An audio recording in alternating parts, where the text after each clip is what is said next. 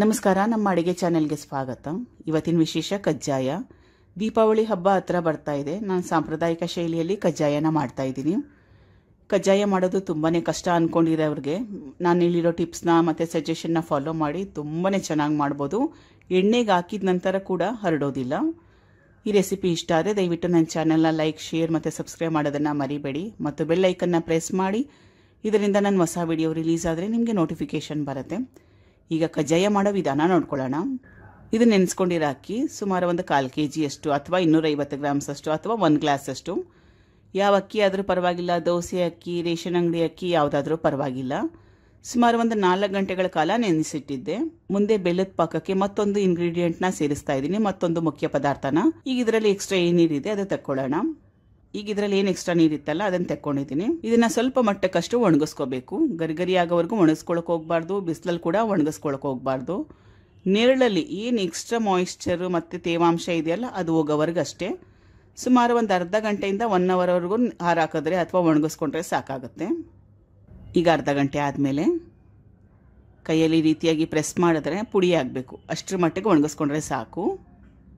ಈಗ ಇದನ್ನು ಮಿಕ್ಸಿ ಮಾಡ್ಕೊಳ್ತಾ ಇದ್ದೀನಿ. ನಾನು ಈ ರೀತಿಯಾಗಿ ಮಿಕ್ಸಿ ಮಾಡ್ಕೊಂಡಿದ್ದೀನಿ. ಬೈ ಚಾನ್ಸ್ ಈ ಅಕ್ಕಿ ಹಿಟ್ಟಲ್ಲಿ ಏನಾದರೂ ಗಂಟೆಗಳಿದ್ರೆ ಜರಡಿ ಹಿಡ್ಕೊಂಬಿಡಿ, ನೆನಪಿಂದ ಜರಡಿ ಹಿಡ್ಕೊಂಬಿಡಿ. ಇಲ್ಲಾಂದರೆ ಬೆಲ್ಲದ ಪಾಕಕ್ಕೆ ಹಾಕಿದ್ಮೇಲೆ ಗಂಟೆಗಳಾಗೋಗುತ್ತೆ. ಇದರಲ್ಲೇನು ಗಂಟೆಗಳಿಲ್ಲ, ಅದಕ್ಕೋಸ್ಕರ ನಾನು ಜರಡಿ ಹಿಡ್ಕೊಳ್ತಾ ಇಲ್ಲ. ಈಗ ಕಜ್ಜಾಯ ಮಾಡಲಿಕ್ಕೆ ಹಿಟ್ಟು ತಯಾರಾಗಿದೆ. ಮುಂದಿನ ಸ್ಟೆಪ್ಪು ಬೆಲ್ಲನ ಪಾಕ ತೆಕ್ಕೊಳ್ಳೋದು. ಯಾವುದ್ರಲ್ಲಿ ಬೆಲ್ಲ ಪಾಕ ತಕ್ಕೋತೀರಾ ಆ ಪಾತ್ರೆನ ಇಟ್ಕೊಳ್ಳಿ.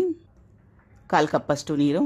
ಯಾವ ಕಪ್ಪಲ್ಲಿ ಅಕ್ಕಿನ ಮತ್ತು ಬೆಲ್ಲನ ಮೆಷರ್ ಮಾಡ್ಕೊಂಡಿರ್ತೀರಲ್ಲ ಸೇಮ್ ಕಪ್ಪಲ್ಲಿ 1/4 ಕಪ್ಪಷ್ಟು ನೀರು, ಅಥವಾ ಸುಮಾರು ಒಂದು 5ರಿಂದ 6 ಟೇಬಲ್ ಸ್ಪೂನ್ ಅಷ್ಟು. ಇಷ್ಟೇ ನೀರು ಸಾಕಾಗುತ್ತೆ, ಜಾಸ್ತಿ ನೀರನ್ನ ಸೇರಿಸ್ಕೊಳಕ್ಕೆ ಹೋಗಬೇಡಿ.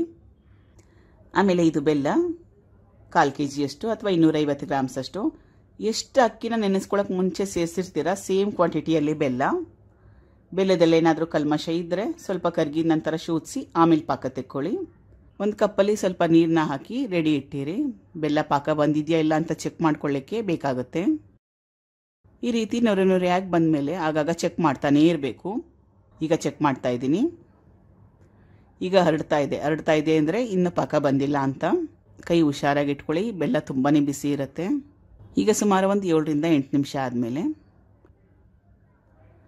ಈಗ ಹರಡ್ತಾ ಇಲ್ಲ, ಉಂಡೆ ಕೂಡ ಕಟ್ಬೋದು. ಈಗ ಬೆಲ್ಲ ಪಾಕ ಚೆನ್ನಾಗಿ ಬಂದಿದೆ. ತುಂಬಾ ಜಾಸ್ತಿ ಪಾಕ ತಗೊಳಕ್ಕೆ ಹೋದರೆ ಕಜ್ಜಾಯ ಮಾಡಿದ ನಂತರ ಗಟ್ಟಿಯಾದಂಗೆ ಕಲ್ಲಾದಂಗೆ ಆಗಿಬಿಡುತ್ತೆ. ಇಷ್ಟು ಪಾಕ ಸಾಕಾಗುತ್ತೆ. ಈಗ ಅಕ್ಕಿ ಹಿಟ್ಟನ್ನ ಸೇರಿಸ್ತಾ ಇದ್ದೀನಿ. ಎಲ್ಲ ಅಕ್ಕಿ ಹಿಟ್ಟನ್ನ ಒಮ್ಮೆ ಹಾಕ್ಕೊಳಕ್ಕೆ ಹೋಗ್ಬೇಡಿ. ಸ್ವಲ್ಪ ಹಾಕ್ಕೊಳ್ತಾ ಗಂಟಿಲ್ದೆ ಕಲಿಸ್ಕೊಳ್ತಾ ನೋಡ್ಕೊಳ್ತಾ ಹೋಗಿ. ಅಕ್ಕಿ ಹಿಟ್ಟನ್ನ ಸೇರಿಸಿದ ತಕ್ಷಣವೇ ಗ್ಯಾಸ್ ಸ್ಟವ್ನ ಆಫ್ ಮಾಡ್ಕೊಂಡ್ಬಿಡ್ಬೇಕು, ಇದು ಮುಖ್ಯ. ಇಲ್ಲಾಂದರೆ ಪಾಕ ಗಟ್ಟಿ ಬರುತ್ತೆ. 1 ಟೇಬಲ್ ಸ್ಪೂನ್ ಅಷ್ಟು ಬಿಳಿ ಎಳ್ಳು, 1 ಟೇಬಲ್ ಸ್ಪೂನ್ ಅಷ್ಟು ಗಸಗಸೆ, ಮತ್ತೊಂದು ಮುಖ್ಯ ಪದಾರ್ಥ ಇದು ರವೆ. ಚಿರೋಟಿ ರವೆ, ಉಪ್ಪಿಟ್ಟು ರವೆ ಯಾವುದಿದ್ರೂ ಪರವಾಗಿಲ್ಲ. 1/4 ಕಪ್ಪಷ್ಟು. ಯಾವುದರಲ್ಲಿ ಅಕ್ಕಿ ಮತ್ತು ಬೆಲ್ಲನ ಮೆಷರ್ ಮಾಡಿರ್ತೀರಲ್ಲ ಸೇಮ್ ಕಪ್ಪಲ್ಲಿ 1/4 ಕಪ್ಪಷ್ಟು ರವೆನ ಸೇರಿಸಿ ಪಾಕ ಮಾಡ್ಕೊಳ್ಳೋದ್ರಿಂದ ಕಜ್ಜಾಯನ ಎಣ್ಣೆಗೆ ಹಾಕಿದ ನಂತರ ಕೂಡ ಹರಡೋದಿಲ್ಲ, ಚೆನ್ನಾಗಿ ಬರುತ್ತೆ.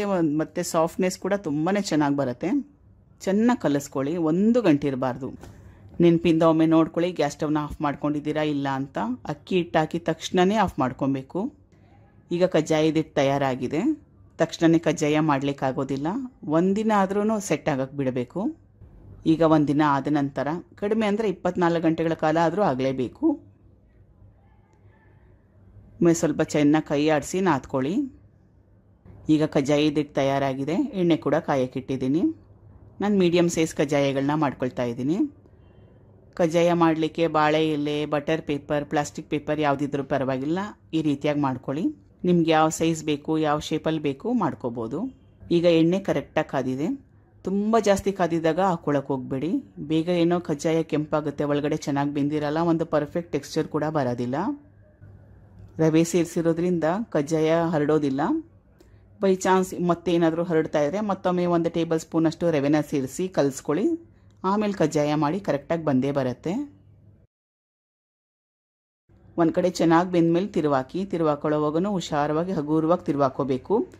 ಇದು ಬೇಯುವಾಗ, ಎಣ್ಣೆಲಿ ಬೇಯುವಾಗ ತುಂಬಾ ಸಾಫ್ಟಾಗಿ ಮೆತ್ತಿಗಿರುತ್ತೆ.